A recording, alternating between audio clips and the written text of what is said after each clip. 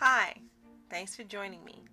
I want to cover briefly some greens that I really find are not only loaded with health benefits, vitamins, minerals, that are tasty, and that really can make a difference in your overall health, as well as in having some variety in the meals you prepare from day to day. A multitude of greens exist. But before we get started, be sure to like and subscribe for more videos like this, as well as my other videos on faith, health, and beauty. So by the time we finish with this short video, you'll know the names of some greens you might not have heard of, you'll have some tips on how to prepare them quickly, and you'll know the benefits and how to mix and match. So first, I would like to talk about dinosaur kale. Now, we're all familiar with the curly kale that has the big leaves and the wavy ends, but dinosaur kale is very long and thin, not very wide, and it looks like a very strange dark leaf, also known as lacinato. And dinosaur kale is darker, flatter variety than the curly kale that I mentioned. You can use it anywhere you'd use curly kale. Also used as a replacement for spinach. I like juicing it when I don't want to juice a whole lot of kale and I want a smaller amount. Then I use dinosaur kale. You can chiffonade it, cutting it very thinly in strips horizontally, so you can add it to salads. It's also a particularly good way to add it to smoothies because of its smooth edges, its high chlorophyll content, and it ends up blending much more easily than regular curly kale. You can combine it in a fresh salad with collard greens, mustard greens, and make a real densely nutrient fresh salad. And I know some people like to cook these greens normally, but they are excellent fresh. Give them a try.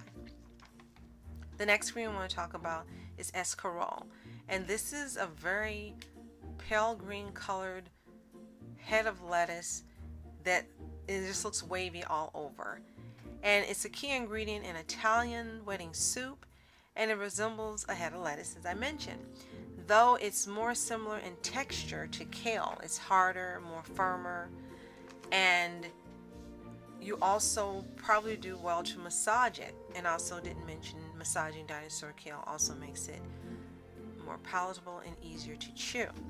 You can eat it on its own. You can chiffonade it as well and add it to salads. You can saute it and add light seasonings and eat it as a warm salad. And it's also very tasty to pair with spinach and arugula. Arugula is bitter, spinach has a sweetness, escarole is in the middle. So it's a good one to give a try to if you're looking for something different. Another green that I really like a lot are collard greens.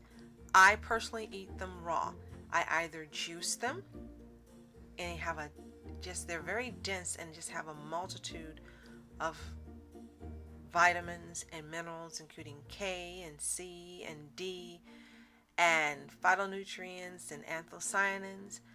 On top of that, I also like to use them as a wrap in place of coconut wraps or seaweed wraps or any other type of wraps like a tortilla or something. And you can actually use it to roll vegetables, meat, rice, or anything you choose in, and it's a really healthy way to get extra vitamins.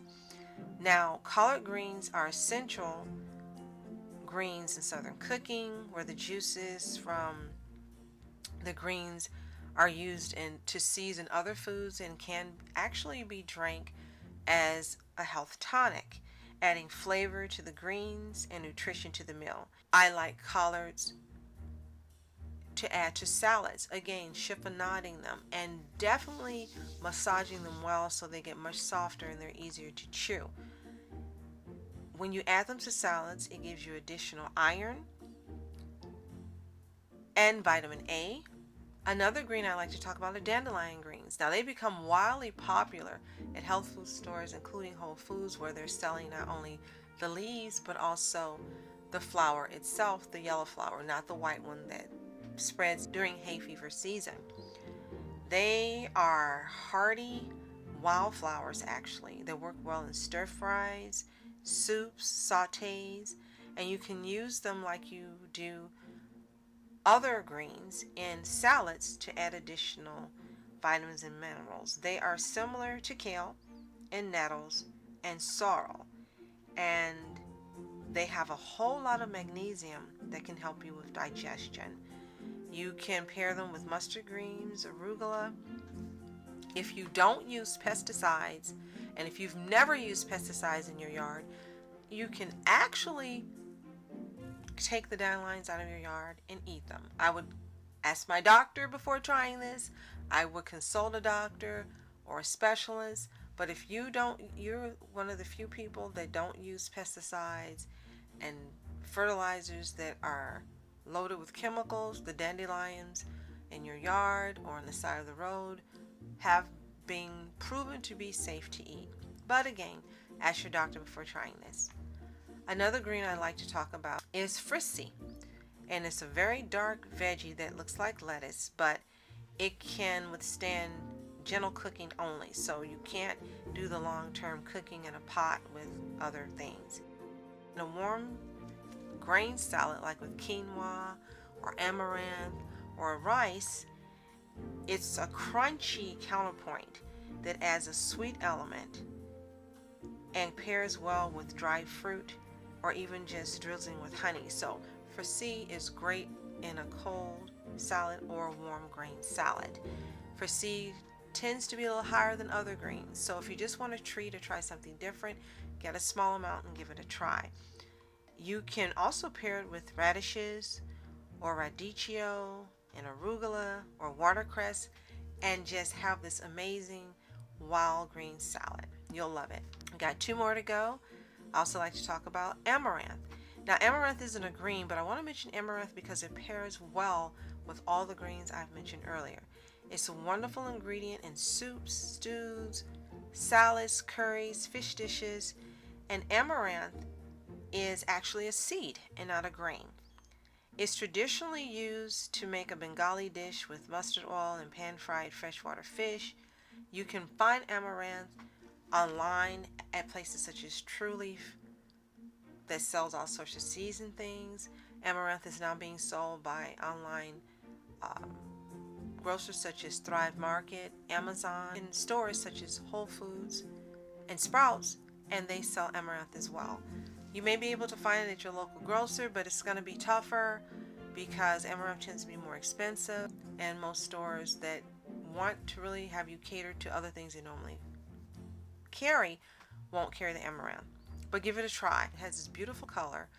I actually sprout amaranth a lot, and it's delicious as a sprouted vegetable, so it will be raw, and you can add that to salads as well. It's such a beautiful color. You'll love how bright it looks and the beauty it adds to your salad. You can pair it with Swiss chard, you can pair it with kale, and also spinach. All of these are complementary to amaranth. The last green I like to mention is chicory. Now chicory is being used in so many different products now. You can have chicory coffee and tea as an ingredient in different blends of coffees and teas.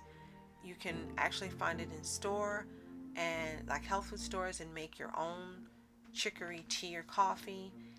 This is a group of slightly bitter greens, but it's not bitter when you drink it in a tea or a coffee. Chicory can be included in the group such as endive and then also radicchio. Radicchio has this beautiful magenta color and white color, but they are very, very bitter.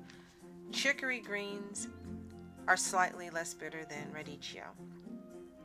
But the plus side is that they're tender and they're strong enough to be added to any soup or stew just before you're serving.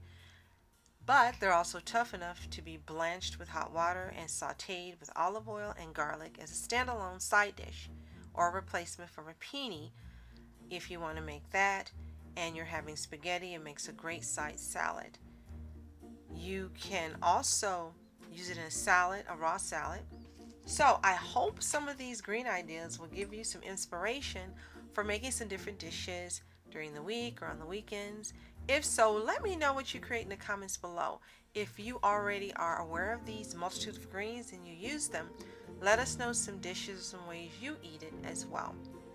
And stay tuned for more videos like this, health videos, food videos, and different hacks of all kinds. Thanks for watching. See you soon.